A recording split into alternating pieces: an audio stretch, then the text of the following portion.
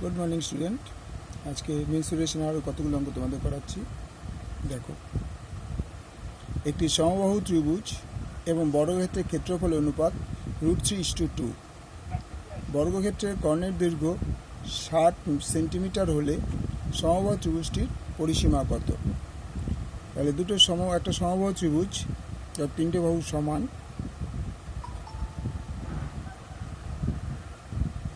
ABC एक समबाहु त्रिभुज और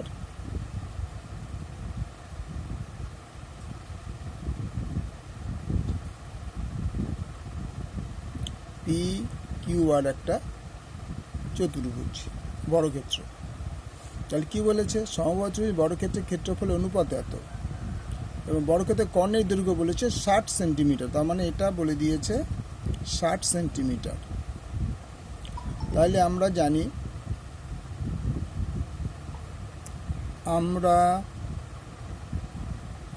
জানি বর্গক্ষেত্রের কর্ণের দৈর্ঘ্য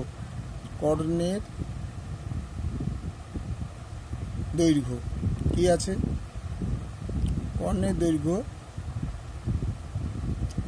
ইকুয়াল টু বাহু √2 একক। তাহলে কি হলো? বাহু √2 একক। তাহলে কর্ণের দৈর্ঘ্য এখানে বলেছে 60, সুতরাং বাহুর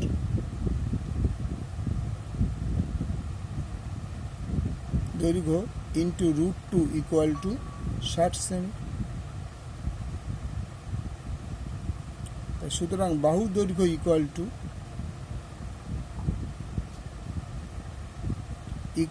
60/√2।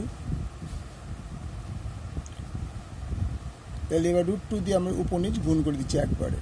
এখান থেকে √2 দিয়ে গুণ করলাম, এটাও √2 গুণ করলাম। ইচ্ছা করে এই দুটো কেটে দিই, কিন্তু আমাদের সুবিধার জন্য এই √2টা দিয়ে গুণ করলাম। তাহলে এখানে হয়ে যাবে 60√2/√2কে √2 গুণ শুধু 2। তাহলে 3 2 গুণ 30√2 সেমি।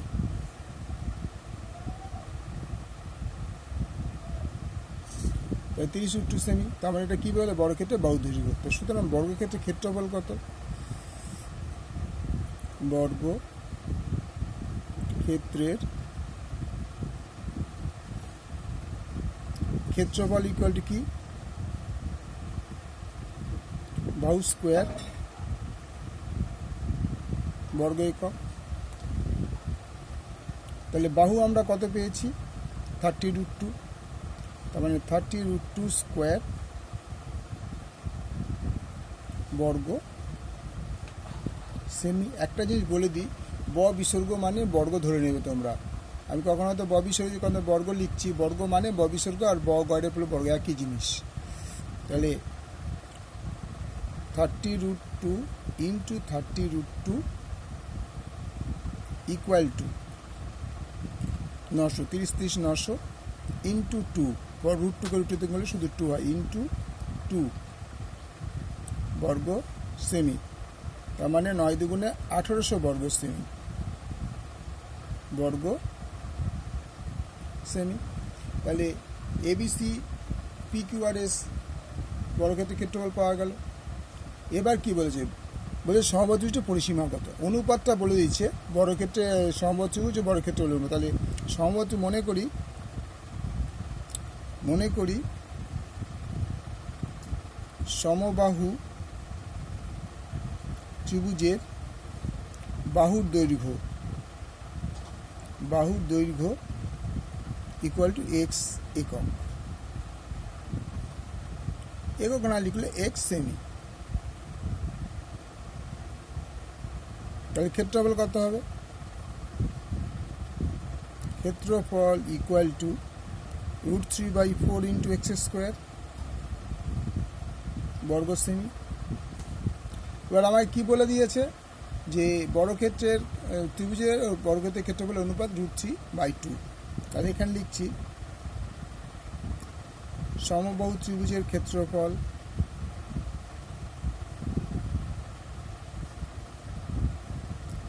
ক্ষেত্রফল বাই বর্গক্ষেত্রের ক্ষেত্রফল, বর্গক্ষেত্রের ক্ষেত্রফল √3/2, কারণ 3√3 তাই √3/2। তাই সমবাহুর ক্ষেত্রফলের ফর্মুলাটা কি আছে বা দিয়ে দেখো, √3/4 × x² বাই বর্গক্ষেত্রের ক্ষেত্রফল কত 1800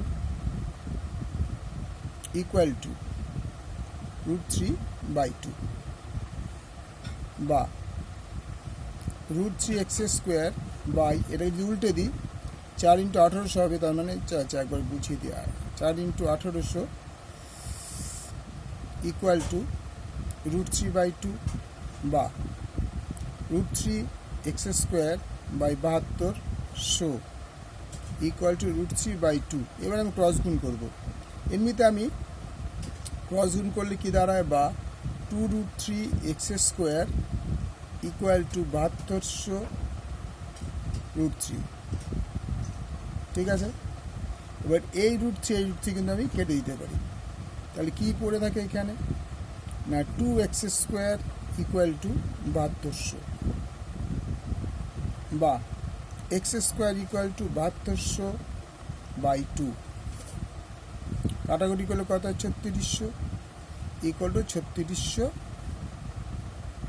বর্গ সেমি। তাহলে x² ইকুয়াল যদি 3600 হয়, তা দুদিকে রুট করি, বা x ইকুয়াল টু 3600 বর্গমূল 60 সেমি। তাহলে বর্গক্ষেত্রে বাহুর দৈর্ঘ্য বেরিয়ে গেল। তাও লিখে দিই, সুতরাং সমবাহু ত্রিভুজের বাহু দৈর্ঘ্য, সমবাহু ত্রিভুজের বাহুর দৈর্ঘ্য ইকুয়াল টু 60 সেমি।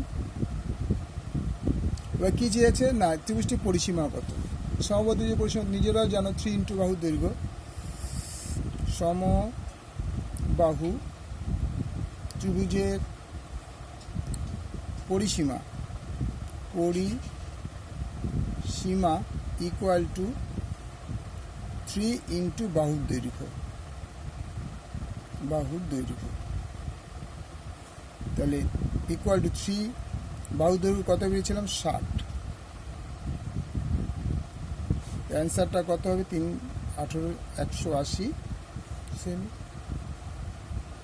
তার মানে ত্রিভুজের পরিসীমা হলো 180 সেমি। ওকে, লাইক করো, শেয়ার করো। লাইক তোমরা করছো না, আমি দেখতে পাচ্ছি। ওকে।